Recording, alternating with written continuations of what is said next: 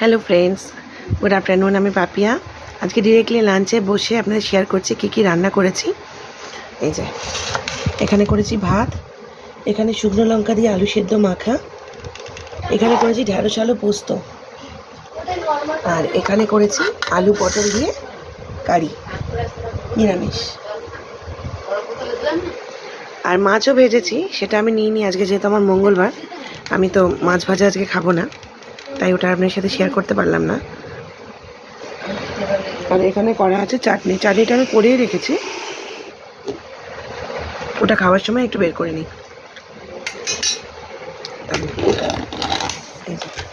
আমের চাটনি।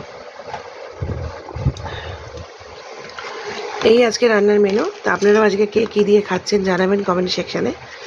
আমার যেহেতু নিরামিষ, আমি আজকে এটাই করেছি, ডাল আর করিনি।